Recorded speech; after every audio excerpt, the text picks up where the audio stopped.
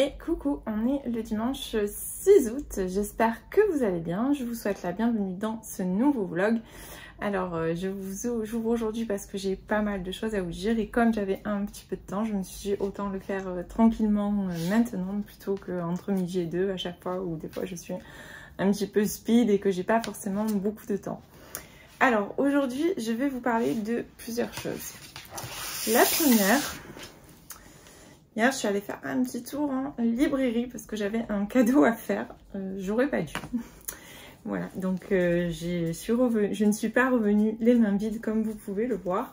Donc je voulais vous montrer un petit peu mon butin. Voilà. Alors ensuite, je vais vous parler de mes deux dernières lectures. Donc l'affaire Sophie M de Lionel Abo et Johan Perez, ainsi que le réseau Jen de Heather Marshall aux éditions Charleston et celui-ci aux éditions Hugo Roman. Ça.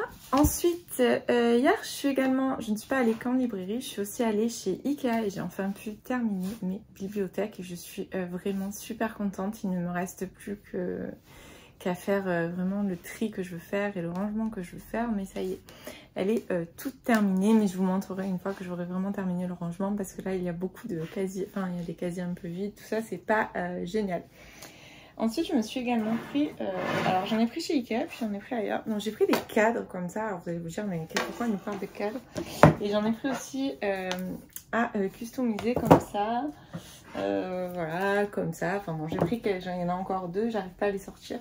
Alors en fait j'ai pris des cadres parce que j'ai deux illustrations que j'avais prises sur le compte de Hélène Illustration, parce que j'avais eu un bon cadeau à Noël de la part de ma copine Mélissa, et voilà, donc j'avais pris ces deux illustrations, tenez, je vous montre, que je trouve vraiment trop belle.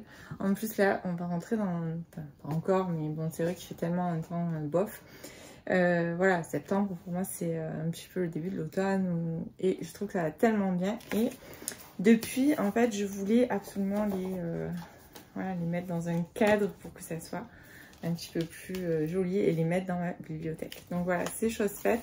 Et j'en ai pris aussi à customiser parce que j'hésite en fait, je sais pas encore exactement ce que je vais faire. Donc voilà, d'ailleurs j'avais prévu de faire ça cet après-midi, mais je crois qu'au final je vais plutôt me caler tranquillement avec un bon livre cet après-midi, ça sera beaucoup mieux. Voilà, donc ça c'était juste pour le petit point déco du moment. Peut-être même que je vous filmerai, alors pas les cadres, mais voilà, j'ai projet de décorer, vous vous rappelez, j'avais reçu mon petit agenda, donc à partir de septembre. Donc je voulais le décorer, donc je voulais vous montrer. Donc voilà, bon, enfin, ça fait 3 minutes à peu près que je parle pour une heure. Donc on va passer à l'essentiel. Je vais vous montrer mes achats. Alors, dans mes achats, il y a 2 romances et 3 romans. Non, un Cozy Mystery et 2 romans. Alors, je vais commencer par les romances. Donc je me suis pris Beast de Jay Kronover aux éditions H. Alors, j'adore cet auteur en romance. Alors c'est de la new romance, ça, on est clairement sur de la new romance, mais j'aime beaucoup l'auteur et j'ai lu beaucoup de ses livres, et là celui-là est sorti il y a un petit moment déjà, je crois. Il a dû sortir il y a bien 2 mois, je dirais, 1 mois et demi, 2 mois, enfin bon. Et voilà, donc il me tentait énormément et là je l'ai vu, j'ai pas pu résister. Donc je vais pas vous lire toutes les 4e de couverture parce que sinon cette vidéo va durer 2h30. Mais voilà, donc celui-là. Ensuite, j'ai vu passer sur une vidéo YouTube du compte Petite Lectrice Les Héritiers de Doyle de Irene Graham. Alors je ne connais pas du tout l'auteur, je n'avais absolument pas vu passer celui-là, mais il me tente pas mal puisque c'est une romance à couper le souffle au cœur de la lande écossaise. Excusez-moi. Donc apparemment ça se rapproche un petit peu de la saga comment on appelle, oh là là, les McCoy. Ça se rapproche apparemment des McCoy, c'est un peu dans la même veine. Et ça me tentait pas mal, elle en parlait vraiment très bien, donc voilà, ça me tentait pas mal. Par contre, bon, c'est quand même un beau petit pavé, donc Voilà, et d'ailleurs j'hésite à ce que ce soit ma prochaine lecture, vu que là j'ai pas de lecture, j'ai pas encore choisi de nouvelles lectures et j'hésite fortement à me jeter sur celui-là qui me fait vraiment très envie. Ensuite, je me suis pris un Cozy Mystery, j'ai pris le premier tome de la série Hamish Macbeth de MC McBeaton. Donc c'est Hamish Macbeth dans Qui prend la mouche. Alors, c'est une... donc, c'est la même auteure que la saga des Agathe Raisin, dont j'ai les 2 premiers tomes dans ma palle, mais que je n'ai toujours pas démarré. Sachant qu'il y en a je ne sais pas combien. Là, c'est pareil, il y en a énormément maintenant. Voilà. Je voulais découvrir, vraiment découvrir la plume de l'auteur. Et celui-là, j'avais envie de tester, en fait, un tome Agathe Raisin et un tome Hamish Macbeth pour voir lequel je préférais et me lancer dans... Pardon, je suis vraiment désolée. Et me lancer en fait dans une des deux séries qui comportent déjà une multitude de tomes. Donc voilà, j'espère, je vais essayer de le lire rapidement et je vous en reparle très vite. Ensuite, j'ai pris le dernier Melissa d'Acosta, La faiseuse d'étoiles, mais voilà, je suis honnête avec vous, je ne lirai absolument pas tout de suite. Donc je l'ai pris puisqu'il y a une partie, donc c'est reversé, enfin c'est pas une partie, c'est reversé à l'UNICEF. Et comme vous le savez, j'ai lu tous les Melissa d'Acosta, j'adore sa plume. Mais là, la thématique est vraiment trop dure. Alors même s'il est court, puisqu'il fait que 180 pages, je crois. Mais voilà, cette thématique-là, en ce moment, j'avoue que je ne suis pas, je ne suis pas prête. Donc il attendra un petit peu dans ma page. Ensuite, ça faisait un petit moment que je voulais me prendre les Suprêmes de Edward Kingsley Moore. Mais voilà, à chaque fois j'oublie. Là, je vais vous lire la 4e de couverture. Elles se sont rencontrées à la fin des années 1960 et ne se sont plus quittées. Tout le monde les appelle les Suprêmes, en référence au célèbre groupe de chanteuses des 70s. L'intrépide Odette converse avec les fantômes et soigne son cancer à la marijuana sur les conseils avisés de sa défunte mère. Tandis que la sage Clarisse endure les frasques de son volage époux pour gagner sa part au ciel, toutes deux ont compris, sous leurs ailes barbarageant, éternelle bande sexuelle que l'existence n'a cessé de meurtrir. Complices dans le bonheur comme dans l'adversité, ces 3 irrésistibles quinquos afro-américaines se retrouvent tous les dimanches dans l'un des restaurants de leur petite ville de l'Indiana. Entre commérage et confidence, rire et larmes, elles se gavent de poulet frit et élaborent leur stratégie de survie. Invitation à une lecture aussi décalée que féconde de la problématique raciale aux États-Unis, ce formidable roman de l'amitié et de la résilience propose un exemplaire défense et illustration de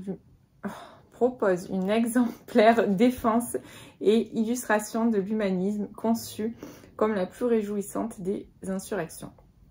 Voilà, donc ça me tentait pas mal. Vous savez que j'aime beaucoup ce thème donc de la ségrégation et ça faisait un petit moment que on me l'avait conseillé, je l'avais noté et à chaque fois j'oublie de le prendre, donc je vais pas le lire tout de suite, mais voilà, il sera dans ma palle. Donc c'est aux éditions Babel. Donc là j'ai complètement oublié, je me rends compte que quand je vous ai présenté les livres, je n'ai absolument pas parlé des éditions. Donc L'héritier des Doyle, c'était aux éditions Addictive. Le Cozy Mystery Hamish Macbeth, c'est aux éditions Albin Michel. Et ça, c'était le livre de poche pour Melissa d'Acosta. Voilà, donc ça sera tout pour mes achats. C'est déjà plutôt pas mal. D'ailleurs, j'hésite. Je voulais vous montrer aussi celui-là. Donc, c'est pas un achat d'aujourd'hui, mais j'ai l'intention de le lire prochainement, puisque c'est Les filles qui mentent de Eva Björk à Xdotir. Et ça fait partie, en fait... Voilà, je m'interroge pour ma prochaine lecture avec ces 3-là. Donc, ça sera sûrement celles qui vont m'accompagner cette semaine. Mais voilà, c'était juste pour vous le montrer. Donc, ça, c'est un polar nordique, un Cozy Mystery et une romance écossaise. Donc, voilà. Pour la partie shopping, c'est terminé. Maintenant, on va enfin passer aux updates lecture. Alors, tout d'abord, je vais vous parler de l'affaire Sophie M de Lionel Abo et Johan Pérez aux éditions Hugo Roman, qui m'a gentiment été envoyée par la maison d'édition suite au fait que j'ai été contactée par les auteurs eux-mêmes pour un service presse. Alors, je vous avais lu dans le précédent vlog, je vous avais lu en fait la 4e de couverture. Donc, il se trouve que j'avais pas vraiment d'attente avec ce livre parce que on me l'a proposé. J'avoue que la couverture m'a de suite fait waouh, j'adore, je la trouve hyper fun. J'avais lu vaguement la 4e de couverture et pareil, le titre, enfin, c'était quelque chose qui me... Voilà, qui m'a tiré, qui a attisé, on va dire, ma curiosité. Et qu'est-ce que j'ai bien fait parce que franchement, j'ai passé un excellent moment. Alors déjà, dès les premiers chapitres, j'ai adoré la plume des auteurs, mais vraiment, je l'ai trouvé absolument génial. Donc c'est bourré d'humour, mais c'est assez... c'est noir quand même, c'est pas de l'humour drôle, c'est un peu de l'humour noir, on va dire. Mais voilà, c'est super drôle, c'est super bien, j'aime beaucoup ces plumes très tac tac, je sais pas comment dire, c'est une plume vraiment, c'est très singulier. Je sais pas à quoi vous la comparez, mais les phrases s'enchaînent merveilleusement bien, voilà. Je sais pas, j'arrive pas à trouver le bon adjectif. Depuis ce matin, je réfléchis en me disant mais comment je vais parler de la plume de ce livre. Mais voilà, je sais pas vraiment comment vous en parler. Ce que je peux vous dire, c'est que je l'ai trouvé absolument génial. La plume, ça se lit super bien et c'est ultra addictif. Voilà, il y a un rythme qui est vraiment assez intense. Donc il se trouve qu'en fait l'enquête va porter sur le meurtre de Sophie M, alias Sophie Marceau. Mais ça ne s'écrit pas tout à fait pareil, me semble-t-il. Voilà, ce que j'ai aimé dans ce... et puis, donc, on m'a enquêté sur donc c'est une célébrité. C'était une chanteuse, elle a été retrouvée décédée. La policière en charge de l'affaire, donc... qui s'appelle Victoire et qui a, on verra, subi quand même pas mal de choses aussi. Elle a un côté quand même assez sombre, Victoire. Elle va enquêter sur cette affaire. Elle était d'ailleurs très fan de Sophie Marceau. Et le mystère reste entier parce qu'en fait, il y a à côté du corps une girafe. Une Sophie la girafe, ce célèbre jouet que quasiment tous les enfants ont eu un jour en main. Et en fait, toute l'intrigue est autour de cette Sophie la girafe au final, puisque elle va faire un recoupement et on va s'apercevoir qu'il y a eu plusieurs meurtres où on a retrouvé ce petit jouet d'enfant en plastique. Alors ce livre est surprenant parce qu'en fait, au début quand on commence, on enchaîne les chapitres. À chaque fois c'est un personnage différent, à un endroit différent, avec des choses, et puis on se dit mais où on va? Voilà, mais que se passe-t-il? Mais où va-t-on? C'est quoi ce livre? Et puis petit à petit, on comprend en fait, c'est comme un immense puzzle où d'un coup, hop, on assemble toutes les pièces et tout s'emboîte à merveille. Donc j'ai beaucoup aimé l'enquête, qui était super originale, parce que voilà, il faut savoir que ce que j'ai vraiment aimé dans ce livre, c'est l'originalité. Donc ce livre est super original, il fallait trouver l'idée quoi. Je trouve ça délirant, le jouet d'enfant à côté du cadavre, bon, enfin ça.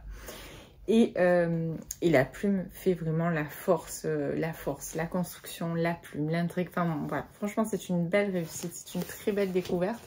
Et j'ai découvert à la fin du livre que c'était le premier tome d'une trilogie. Donc voilà, apparemment il y a le deuxième tome qui doit sortir, je crois si mes souvenirs sont bons, en septembre 2023. Donc c'est très rapide, donc je pense qu'ils vont faire tous les 2 mois parce que ça doit déjà, la trilogie entière a dû déjà être écrite. Voilà, donc bah écoutez, si vous avez envie d'un petit polar un peu déjanté avec une plume à découvrir de toute urgence parce que vraiment elle est waouh.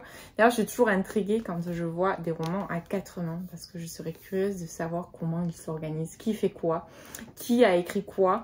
Est-ce que chacun se dit ben moi je vais écrire tant de paragraphes et toi tu vas écrire tant de paragraphes, ou est-ce que c'est au feeling, enfin je sais pas. Et c'est vrai que ça j'avoue que ça aiguise beaucoup ma curiosité. De savoir comment on s'organise quand on décide d'écrire un roman comme ça à 4 mains. Voilà, bah écoutez, n'hésitez pas si vous avez envie d'un petit roman pour vous changer les idées et qui vous fera vraiment, qui vous dépayse en plus parce qu'on va voyager quand même, hein, on va aller au pays des girafes. Voilà, donc ça sera tout pour celui-là. Ensuite, j'ai lu Le réseau de Jane de Heather Marshall aux éditions Charleston. Alors ces livres, je vous en ai déjà parlé plusieurs fois parce que je crois que je vous l'avais présenté quand je l'avais acheté, je vous en ai reparlé quand j'ai préparé ma palle de l'été, et là ça fait à peu près 15 jours que je vous dis que je dois le lire et que je ne le lis pas. Bon, ça y est, c'est chose faite. Donc il faut savoir que j'avais beaucoup d'appréhension à lire ce livre par rapport aux thématiques abordées. Puisque quand on lit un petit peu, alors j'avais vu des petits retours, tout ça, puis le résumé derrière. Bon, il est question quand même d'un réseau dans les années 60, non, plus tard que ça, dans les années 80 au Canada. Même, non, c'est à partir des années 60, enfin, entre 60 et 70 au Canada. Un réseau en fait de médecins qui sont prêts à faire des avortements alors que c'est interdit par la loi pour aider les femmes qui ne veulent pas de leur grossesse. Alors c'est vrai que c'est un sujet qui est compliqué pour moi, l'avortement, et j'ai focalisé sur ça. Et une fois que maintenant que j'ai lu le livre, que je l'ai terminé, c'est bien plus qu'un livre sur l'avortement. C'est un livre qui est puissant, c'est un livre qui est vraiment dédié à 100% aux femmes.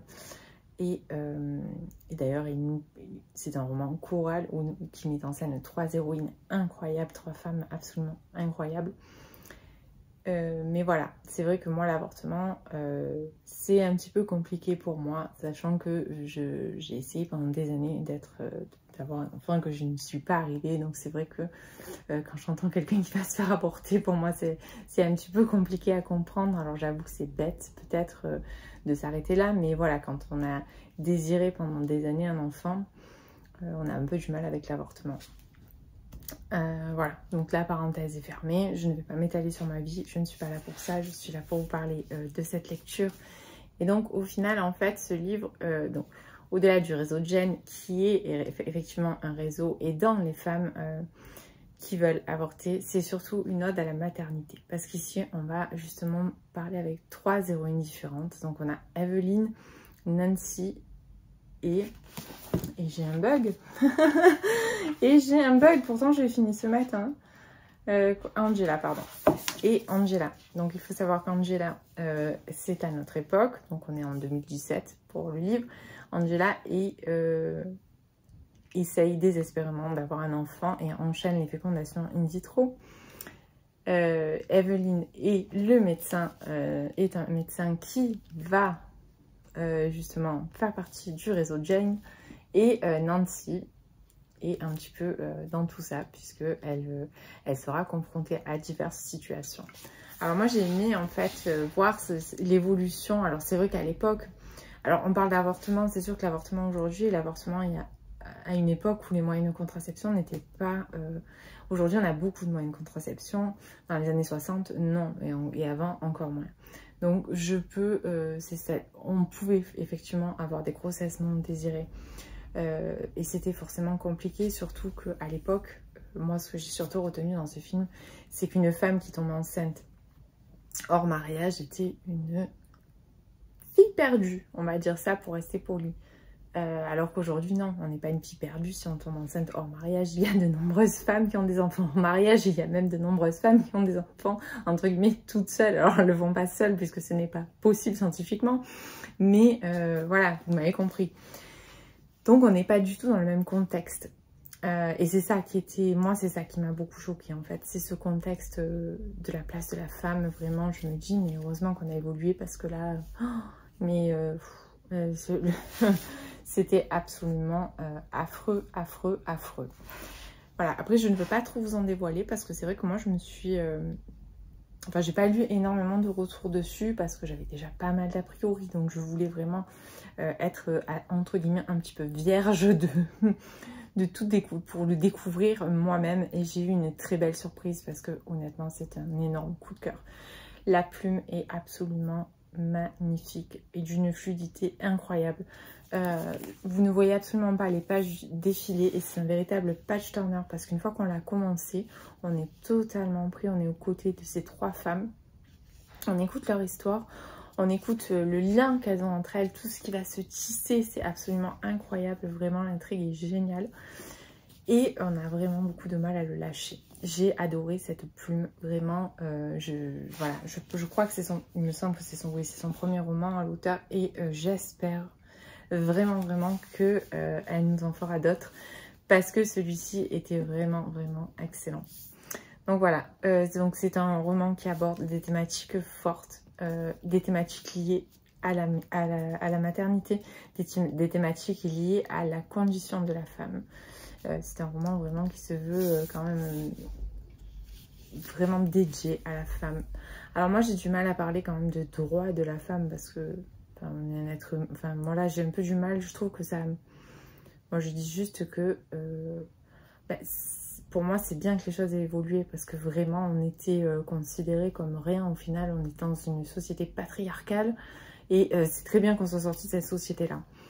Donc voilà, c'est un très beau roman, empreint d'une grosse... c'est une empreinte féministe énorme et c'était surtout une très belle histoire, vraiment.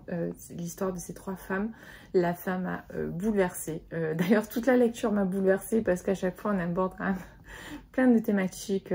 On aborde l'adoption, on aborde la fécondation in vitro, on aborde le fait d'être obligé de laisser son enfant alors que, justement, parce qu'on était une fille perdue, donc les filles perdues, elles accouchaient dans des endroits abominables où on leur retire leur enfant dès qu'il était né pour les donner à l'adoption. Voilà, on aborde vraiment la maternité dans son ensemble, celles qui en veulent pas. Et je trouve que c'est vraiment très réussi, l'intrigue est vraiment très belle. Voilà, ça sera tout. J'avoue que la chronique est mon retour était un petit peu embrouillé, mais voilà, je pense que j'ai vraiment au final tellement aimé ce roman que j'appréhendais de lire, parce que j'appréhendais vraiment de le lire. Je l'ai tellement aimé que j'ai beaucoup de difficultés à vous en parler. Voilà. Bah écoutez, pour aujourd'hui, je crois que j'ai assez parlé. Hein. Ça ira, c'est déjà pas mal. Et je vous reprends plus tard.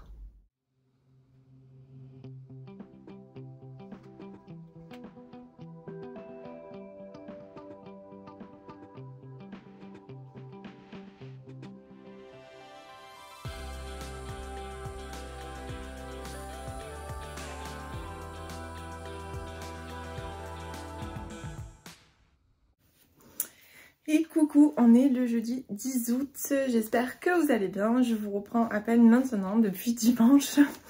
La semaine est passée à une vitesse assez folle, j'ai pas vraiment eu le temps de vous reprendre, j'ai surtout pas beaucoup avancé niveau lecture, donc je ne voyais pas vraiment l'intérêt de venir juste pour vous dire que je pataugeais un petit peu parce que je n'avais pas de temps à moi pour lire. Donc voilà, j'ai attendu d'avoir... enfin terminé la lecture que j'avais commencé dimanche après-midi et qui en plus j'ai adoré, j'étais vraiment pas loin du coup de cœur. Et il s'agit de L'héritier des Doyle de Erin Graham aux éditions Aide Addictive. Donc il faut savoir que je ne connaissais absolument pas l'auteur, j'ai pris ce livre parce que j'ai entendu une youtubeuse, donc le compte de Petite Lectrice en parler et que j'ai dit oulala, cette romance est absolument pour moi. Donc du coup je l'ai acheté samedi et je l'ai commencé dimanche, j'ai terminé hier soir. Je regrettais vraiment de ne pas avoir eu plus de temps parce que c'est vraiment le livre que j'aurais pu dévorer en un week-end par exemple. Tellement tellement la plume est fluide, tellement on passe un agréable moment. Donc pour vous en parler un petit peu, nous sommes en Écosse, dans les Landes écossaises. Il y a les Doyle et les alors je sais pas si je vais arriver à le prononcer correctement, les MacKenzie. Et ce sont deux clans qui s'opposent depuis des décennies, de génération en génération. Ils ont appris à se détester pour de multiples raisons, pour de nombreuses choses qui se sont passées. Et il se trouve que Ian Doyle, qui est donc l'héritier du clan Doyle, qui va tomber, enfin va sauver in extremis Ayla MacKenzie d'un saut de falaise. Oui, elle est un peu au bout du rouleau. Donc voilà, il va la sauver et il va tomber sous son charme, il va s'accrocher à elle, il va tout faire pour pour la voir, mais elle au début est quand même assez réticente parce que forcément elle est nourrie de cette haine ancestrale par sa mère. Et il faut savoir que Ayla vit dans une famille dysfonctionnelle, que ce n'est vraiment pas rose chez elle, au point qu'elle en ait eu à un moment donné tellement marre qu'elle était prête à sauter d'une falaise.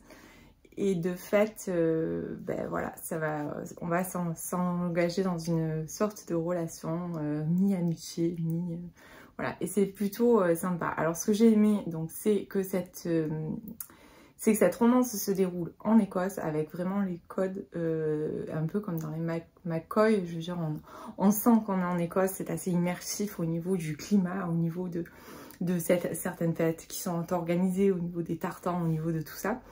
Et surtout, ça se déroule en milieu universitaire et moi, j'adore les romances en milieu universitaire. Voilà, je suis vraiment fan de ça. Parce que je trouve que ça change un petit peu et c'est vrai que ça faisait longtemps que je n'avais pas lu de romance qui se déroule en milieu universitaire. Bon après c'est pas très non plus, voilà, on n'a pas non plus, on n'est pas à fond dans l'université pour ceux qui sont un peu rebutés par ça. Voilà, moi ce que j'ai surtout retenu c'est vraiment cette ambiance écossaise et surtout cette histoire entre ces deux personnages qui est époustouflante. J'ai adoré. La plume est fluide, elle est drôle, elle est intense et surtout les thématiques abordées sont tellement profondes. Voilà, on va quand même aborder des thématiques vraiment, vraiment importantes comme la dépression, l'alcoolisme, le deuil. C'est quand même fort, je veux dire, il y a des messages forts dans ce livre et vraiment j'ai passé un excellent moment au point que je me suis dit il faut que je découvre d'autres livres d'Erin Graham parce que voilà, j'ai passé un excellent moment, j'ai retrouvé tout ce que j'aime retrouver dans une romance avec plein de personnages secondaires qui sont aussi sympas, avec des commérages, avec un petit côté voilà, un petit côté gossip mais sans plus non plus. Mais ce que j'ai aimé c'est vraiment ces deux personnages qui sont complètement opposés, qui sont censés se détester et qui vont s'attirer comme des aimants. Voilà, c'était vraiment bien fait.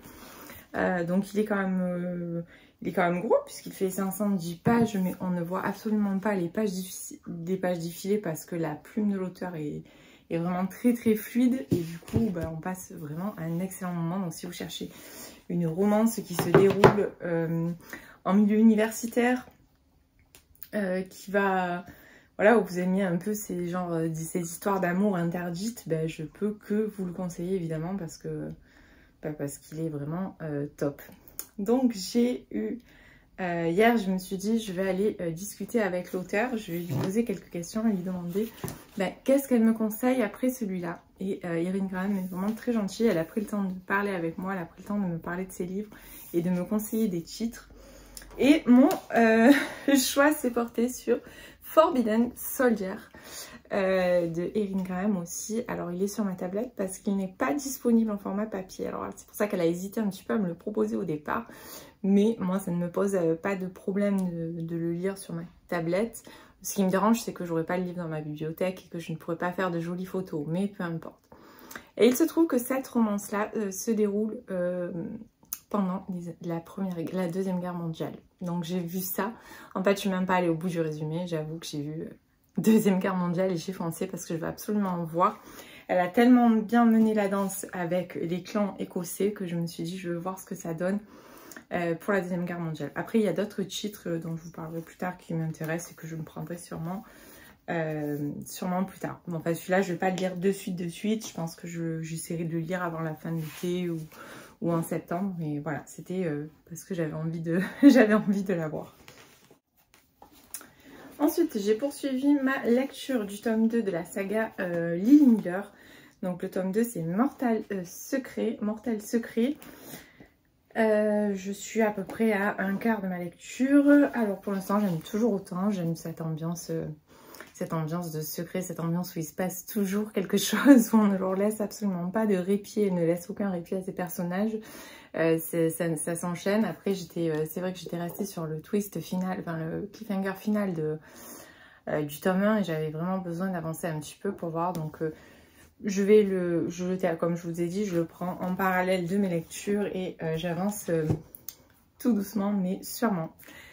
Ensuite, j'ai commencé People We Meet on Vacation de Émilie Henry aux éditions Hauteville. Donc c'est un livre que j'avais acheté quasiment à sa sortie puisqu'il a été traduit, il est sorti je crois au mois de juin, ou... ouais, il me semble que c'était au mois de juin. Et je l'ai acheté directement et puis finalement il s'est un peu perdu dans ma palle alors qu'il me faisait très envie. Je vais vous lire la 4e de couverture. 2 meilleurs amis, 10 road trip, une dernière chance de tomber amoureux. Alex et Poppy n'ont absolument rien en commun. Il est grand, calme et aime rester chez lui avec un bon livre. Elle est petite, grande gueule, mordue de fêtes et de voyages. Pourtant, ils sont les meilleurs amis du monde. Depuis 10 ans, chaque été, ils se donnent rendez-vous pour passer une semaine de vacances ensemble, jusqu'à il y a 2 ans quand ils ont tout gâché. Coincée dans son train-train quotidien, Poppy ne rêve que d'une chose, retrouver Alex et leur traditionnel road trip estival. Lorsqu'il accepte de repartir avec elle, Poppy sait que c'est sa dernière chance de tout arranger entre eux. Mais après 2 ans de silence radio, peuvent-ils vraiment faire comme si rien ne s'était passé? Donc une chose est sûre, c'est que j'ai lu 90 pages, j'aime beaucoup, avec mon super marque-page de la boutique de Petroni, je compte dans tous mes états. Petit à petit, la page fait son livre. Voilà, j'ai déjà parlé pas mal, d'ailleurs vous pouvez toujours retrouver en barre d'infos le lien pour accéder à sa boutique Etsy, ainsi que le lien pour accéder avec les 15% de remise au site Muse si vous avez envie de vous faire plaisir, sachant que j'avais envie de vous le dire parce qu'il y a eu, alors j'ai pas de t-shirt sur moi, mais la semaine dernière il y a 15 nouveaux t-shirts qui sont arrivés sur le site et ils sont juste magnifiques. Donc voilà, si vous avez envie de vous faire plaisir, n'oubliez pas que dans le lien, avec le lien affilié, vous pouvez bénéficier de 15% de remise avec le code MyLittleBooks13. Donc voilà, c'était juste pour vous parler de ça parce que j'ai sorti le marque-page. Donc j'ai commencé hier soir celui-ci. J'ai lu donc 90 pages. Pour l'instant, j'aime beaucoup. On n'est pas encore vraiment rentré. On commence à peine à... Enfin, on a découvert les personnages, un petit peu leur histoire. J'aime bien, il y a des petits bancs dans le passé. Donc, ils nous retracent un petit peu la manière dont ils se sont connus, la manière dont ils se sont rencontrés. Et sauf erreur de ma part, moi que j'étais vraiment bourrée quand je l'ai lu, je n'ai absolument pas... je ne sais toujours pas ce qui s'est passé de si abominable il y a 2 ans. Alors, j'ai ma petite idée sur la question, mais pour l'instant, je ne sais toujours pas. Dans tous les cas, je ne vous le dirai pas, bien évidemment. Mais moi, je me languis quand même de savoir. Donc j'espère le terminer, j'aimerais le terminer d'ici demain soir, mais je pense que je rêve, clairement. Voilà, dans tous les cas, à partir de demain midi, je suis en congé. Ce week-end, je serai assez occupée parce qu'on est de mariage samedi, donc je ne serai pas vraiment présente, ni je ne pourrai pas non plus avancer mes lectures. Mais à partir de dimanche, j'ai une semaine à moi, une semaine de repos, et j'espère vraiment cette fois pouvoir en profiter pour... avancer vraiment mes lectures, ranger ma bibliothèque comme je veux et faire tout un tas de choses. Et je voulais aussi quand même vous montrer, puisque je vous en ai parlé de ces petits cadres la semaine dimanche. Donc voilà, j'en ai fait un. Alors j'ai rien fait de fou, hein, j'ai pas de talent monstrueux. J'ai juste mis des petites feuilles de livres en dessous et j'ai mis mon illustration que j'aime trop. Je prépare l'automne en fait, hein, je crois. Voilà, j'aime beaucoup, je trouve que ça fait... Voilà, je trouve que c'est vraiment joli. Désolée, il y a le reflet. Voilà, je trouve que c'est vraiment sympa. Excusez mon horrible chien qui aboie, je ne sais pas pourquoi. Voilà, bah écoutez, si vous êtes arrivés jusque là, je vous remercie. J'espère que ce vlog vous aura plu et qu'il vous aura donné des bonnes idées de lecture. En tout cas, moi, ça fut les 3 livres dont je vous ai parlé, les 3 livres que j'ai lus cette semaine. C'était 3 très bonnes lectures. Vraiment, j'ai passé, voilà, pas de déception, pas de... C'était super. Donc, bah écoutez, j'espère que ça vous donnera envie de les découvrir. Encore une fois, je vous dis un grand merci si vous êtes là. Je sais qu'en ce moment, il n'y a pas beaucoup de monde sur les réseaux, mais voilà, moi, j'ai décidé quand même de poursuivre normalement mes vlogs comme si de rien n'était. Et je vous dis dans tous les cas à la semaine prochaine.